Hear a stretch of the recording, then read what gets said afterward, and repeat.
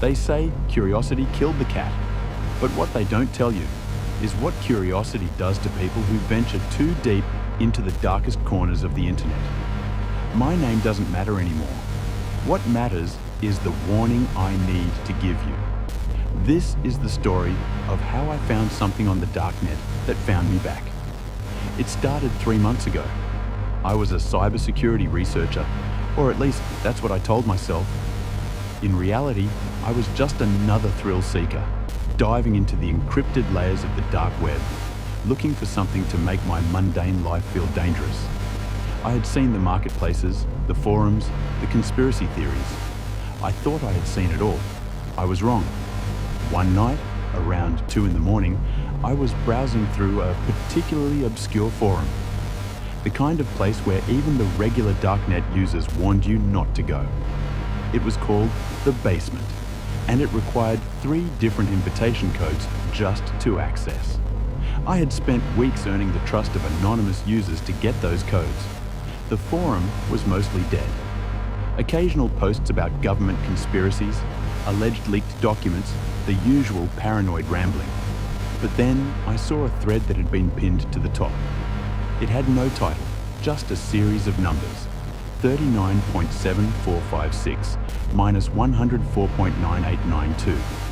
Coordinates. The first reply in the thread was from a user named The Watcher. Their message was simple.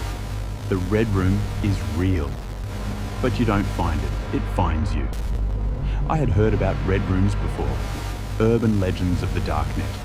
Live streams where viewers could watch and even control torture and murder in real time, paying in cryptocurrency to choose what happened next.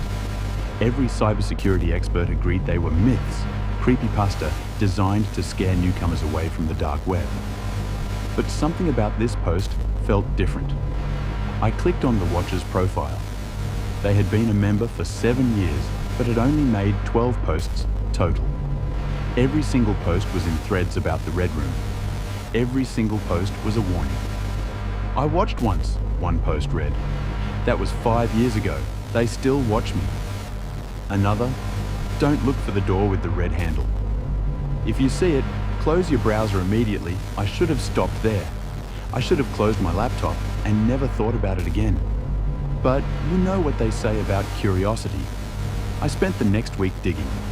I cross-referenced the coordinates. They pointed to an abandoned warehouse in rural Colorado.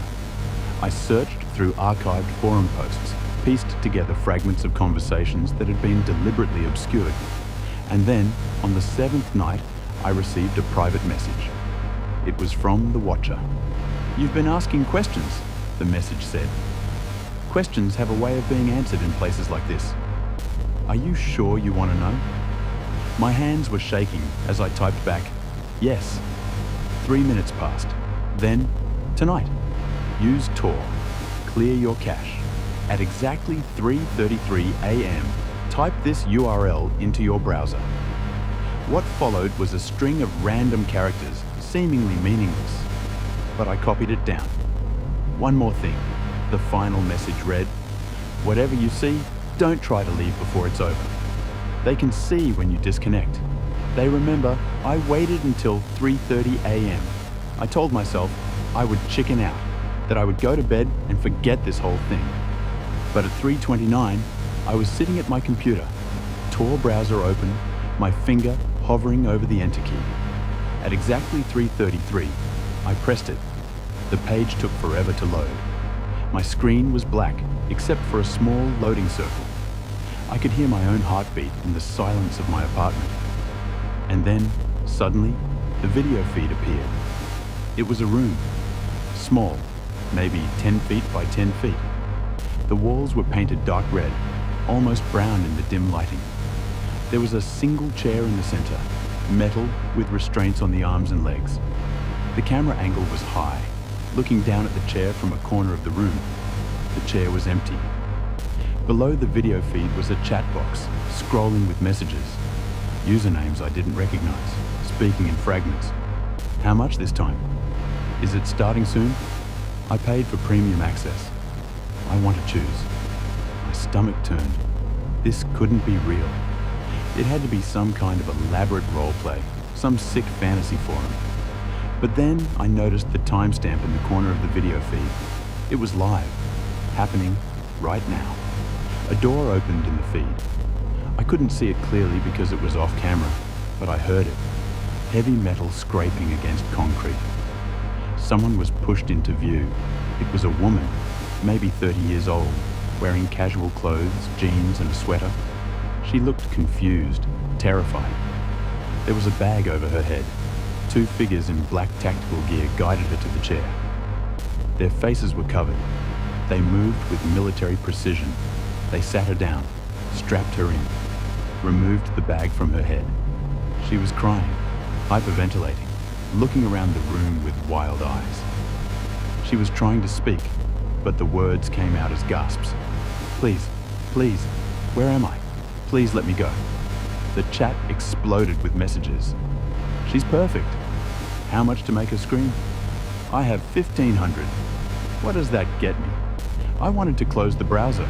Every fiber of my being was screaming at me to shut down my computer and call the police. But I remembered the watcher's warning. They can see when you disconnect. A robotic voice came through my speakers. It wasn't coming from the video. It was coming from my computer directly. Welcome, Observer 723. You have been selected for a free trial. You may watch, but you may not participate. Your camera is now active. I looked up. The small light next to my webcam was on. They were watching me watch them.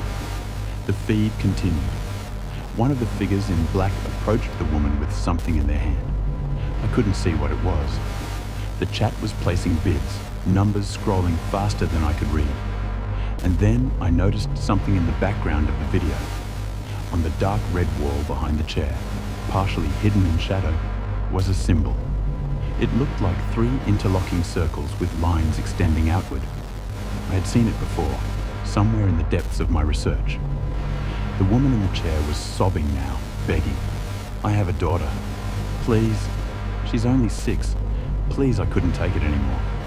I reached for my mouse to close the browser, but before I could click, my entire screen went black. New text appeared. Observer 723 has violated protocol. Terminating connection. Location locked. You have been added to the list. My laptop shut down completely. I sat there in the darkness of my apartment, breathing heavily, sweating despite the cold. I tried to restart my computer, but it wouldn't turn on. I grabbed my phone, my hands shaking so badly I could barely hold it, and I called the police. I tried to explain what I had seen. The dispatcher asked for the URL for any identifying information. I gave them everything. They said they would send someone to take a statement, but I could hear the skepticism in their voice. They thought I was either pranking them or hallucinating. No one ever came to take that statement.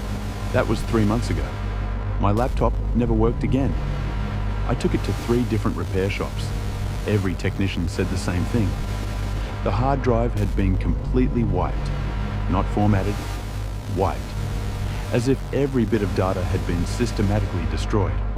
I tried to tell myself it was over. I moved to a new apartment. I stopped using the Darknet entirely. I barely went online at all except for work. But then the messages started. The first one came a week after that night. I got a text from an unknown number. No words, just a photo. It was a picture of my old apartment building, taken from across the street. In the window of what used to be my unit, there was a small red light. I blocked the number. The next day, I received an email. No sender address. The subject line was just Observer 723. The body of the email was empty except for an attachment. I knew I shouldn't open it, but I did. It was a video, 30 seconds long. It showed me sitting at my desk in my old apartment the night I accessed the red room. The angle was from behind me, over my shoulder. I could see myself leaning forward, watching the screen. I could see the horror on my face. But here's what made my blood run cold. I lived alone. There was no one else in that apartment. So who filmed me? The messages continued.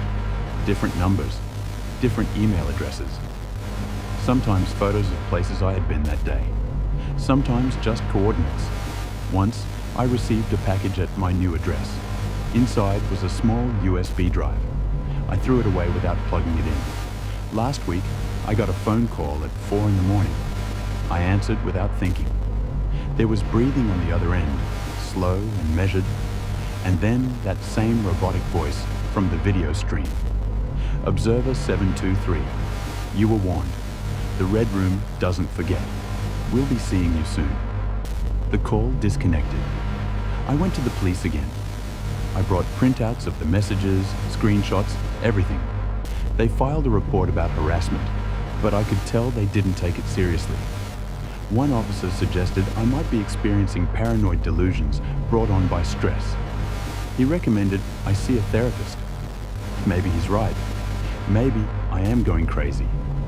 But last night, something happened that I can't explain away.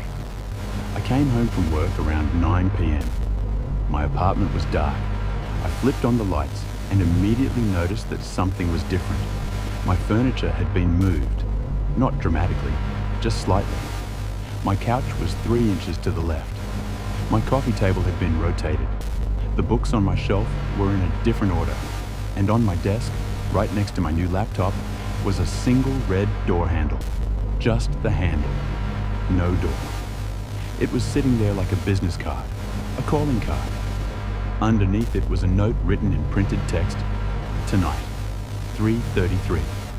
You're not an observer anymore. You're a participant. It's 3:15 in the morning right now. I'm recording this as a warning, as a testament, as proof that whatever happens next, I was real. This was real. I don't know if I should turn on my laptop at 3:33. I don't know if I can stop myself. The curiosity that led me here in the first place is still there, gnawing at me. Part of me needs to know what happens next. But I'm terrified that I already know. The Darknet isn't just a place on the internet. It's a doorway. And some doorways, once you walk through them, you can never really close. They follow you. They remember you. They wait. If you're listening to this, if you're someone who likes to explore the dark corners of the web, take this as your warning. Don't look for the Red Room. Don't chase the urban legends. Don't convince yourself that it's all just stories and myths. Because somewhere out there, in a basement or a warehouse or a place that doesn't exist on any map, there are people watching, waiting, looking for the next observer, the next participant. I can hear something outside my door now. Footsteps in the hallway. My laptop is starting to turn on by itself. It's 3:31. Don't look for them. Don't let them find you. And whatever you do, don't open the door with the red handle.